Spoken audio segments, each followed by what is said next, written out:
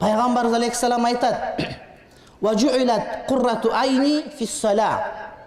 Имам Насаи риwayat қылған хадисте: "Менің сүйінішімнің көз жашы намазда қылынды" дейді. Бұл деген сөз Пайғамбар алейхиссаламдың ең рахат менен жашаған мүнөттөрү намаздың içinde болгондугунан кабар берип турат. Пайғамбарыбыздың рахаттуу учурлары намазда болгондугунан кабар берип турат.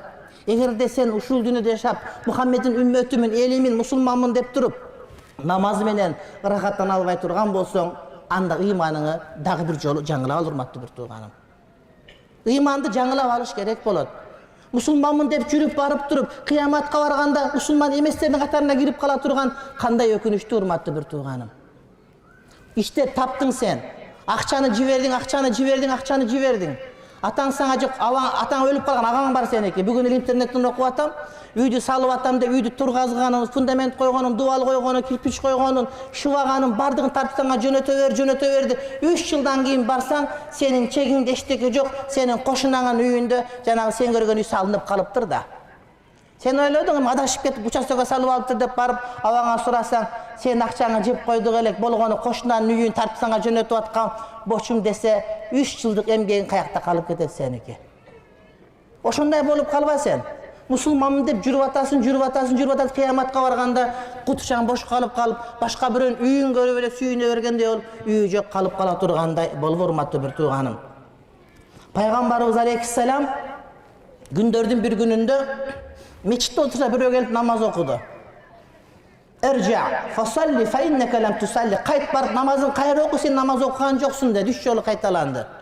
4-сүндө келип айтты: "Пайгамбарым, менин башка намазым жок, ушул намазым бар" дегенде, ага пайгамбарыбыз намаз окуганды үйрөттү. Ошон үчүн урматтуу бир туугандар, бу жерде медресе көрсөттү. Эң сүйүнгөнүм быйыл эжеке кошулуп калыптыр. Абдан сүйүндүм мен. Кыздарга эжеке сабак берип калганын көрүп чындап сүйүндүм. Демек, биздин окуу жайда прогресс бар деген сөз болот. Ошон үчүн келип намазыңарды оңдоп алганды үйрөнгүлө. Урматтуу бир туугандарым, Пайгамбарыбыз алейхиссалам айтат: "Ла янзуруллаху яумал киямати илал абди ла юқиму сулбаху байна рукуихи ва сужудихи". Кыямат күнүндө дейт, Кудай Таала бир адам намаз окуганда, рүкүсү менен сеждесинин ортосунда бели так бүгүлбөгөн адамга карабайт дейт. Жөн намаз окуганга эмес, бели бүгүлбөгөн деген сөзү намазын такта окубаган адамга карабайт дейт. Эптеп намаз өтпөйт. Намазы чындап окуш керек болот. Намазды тууралап, үйрөнүп окуп алыш керек болот деген маани келип чыгат. Экинчи бир хадисте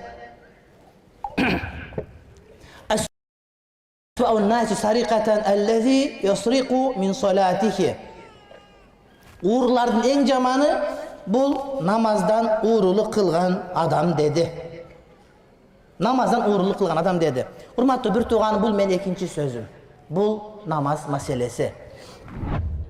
Пайгамбар алейхиссалам айтат: "Инна аввала ма юс'алул абду анху фи мин амалихи ас-салату, fa in tuqbilat minhu salatuhu tuqbila minhu sa'iru amalihi" дейт.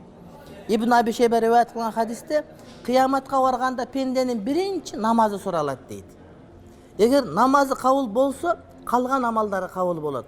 Эгер намаз кабыл болбой калса, калган амалдардын кабыл болушу кыйын болуп калат деген Ибн Аби Шейбанын риwayаты келет. Демек, биздин капитал, урматтуу бир тууганда, биринчи кезекте намаз болот. Ошон үчүн намазга өтө маани беришибиз керек. 5 маалды окуп жүргөндөр дагы бекем окуп, жамаат окуганга аракет кылыш керек. Эгер ала кылып окуп жүргөндө толук окуганга аракет кылыш керек. Такыр окуй элек бир туугандар болсо, намазды үзбөйм, окуп калтырбайм деп ошого ниет кылышыбыз керек.